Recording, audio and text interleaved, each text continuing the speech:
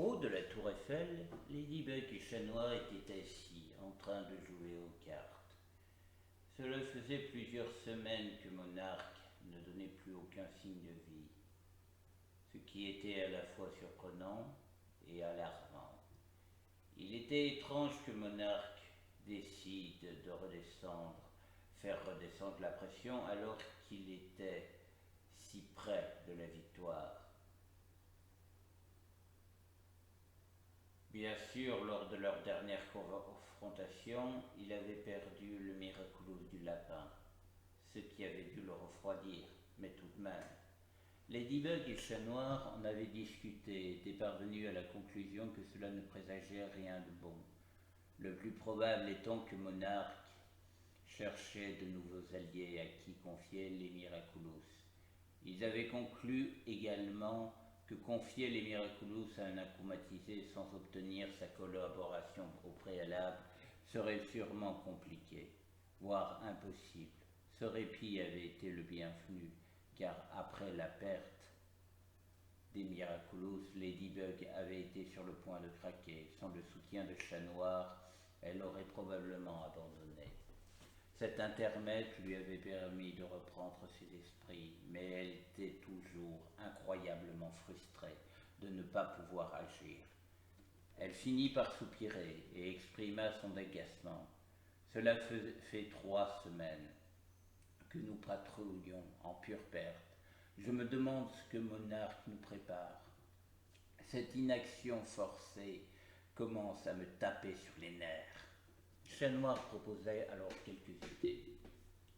Nous pourrions surveiller les alliés potentiels de Monarque, mais comme nous ne pouvons pas les surveiller en permanence, cela serait d'une efficacité limitée.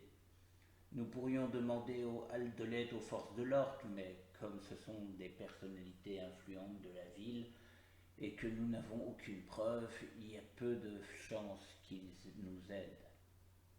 Ladybug, surprise par cette suggestion, demanda: parce que nous avons des suspects?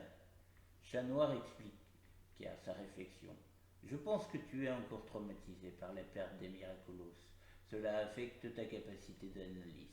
Oh, c'est plutôt agréable d'avoir eu un coup d'avance. Je pense que c'est la première fois depuis le début de notre collaboration.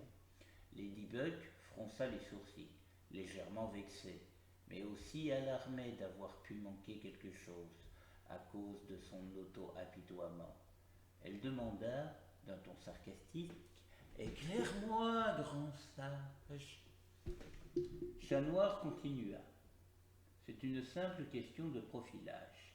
J'estime qu'il est probable que Monarque recherche des personnes qui lui ressemblent, c'est-à-dire des êtres peu empathiques, imbus d'eux-mêmes, avec un ego particulièrement développé et un complexe de supériorité.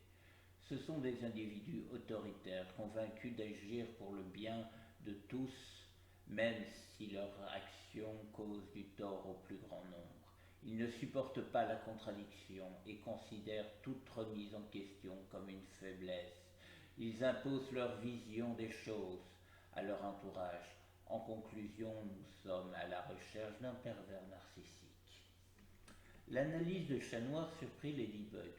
Les gens, y compris elle-même parfois, sous-estimaient souvent la capacité de réflexion de Chat Noir, en raison de son tempérament léger.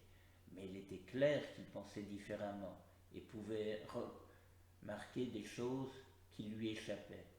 Elle se sentit piquée au vif, cependant, mais aussi intriguée et alarmée d'avoir pu manquer quelque chose d'important. Et parmi ces personnes que nous connaissions, il y en a 3 qui correspondent à ce profil, ajouta Chat Noir.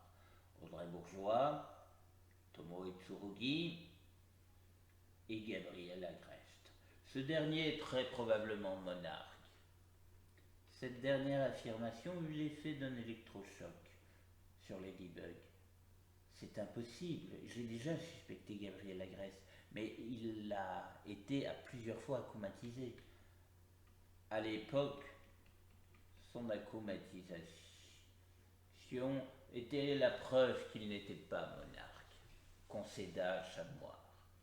Je le reconnais bien volontiers, Mais depuis, les choses ont quelque peu changé. Ladybug s'apprêtait à lui demander ce qui avait changé, mais elle se retint à temps. Elle devait faire un effort pour voir les choses sous un autre angle. Après un moment de réflexion, elle comprit. Mayura, souffla-t-elle. Chat Noir acquiesça de la tête pour confirmer son hypothèse. Ladybug réfléchit à ce que son partenaire venait de lui dire. Son raisonnement était simple et logique. J'avoue que cela semble cohérent, admit Ladybug pensivement. Tu y vas clairement.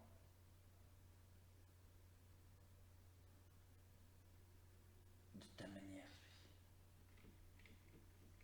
Soudain, deux sonneries retentirent, interrompant leur conversation. Ces sonneries étaient bien particulières car elles annonçaient un événement urgent qui se produisait toujours de la même manière. Un nouvel acomatisé était apparu. Ladybug soupira et consulta son téléphone pour localiser la source du problème. Il semblerait que le marchand de sable soit de retour. Avec un peu de chance, nous aurons l'opportunité de récupérer un Miraculous, fit remarquer Chat Noir avec enthousiasme. Ladybug était loin d'être aussi optimiste que son partenaire. Certes, le fait de posséder presque tous les Miraculous leur donnait un avantage certain et bouleversait l'équilibre des forces en leur faveur. Cependant, utiliser les Miraculous n'était pas si simple pour quelqu'un d'aussi isolé que Monarque, et cela l'obligerait à prendre des risques. Leur adversaire avait appris à ses dépens les dangers liés à l'utilisation de plusieurs Miraculous et avait payé le prix fort pour cette imprudence. De plus, comme Chat Noir l'avait souligné, Monarque était un lâche qui se cachait derrière ses acomatisés et ne se montrait que lorsqu'il était sûr d'avoir l'avantage. Il n'est pas certain qu'il soit disposé à prendre le risque de s'exposer après sa récente déconvenue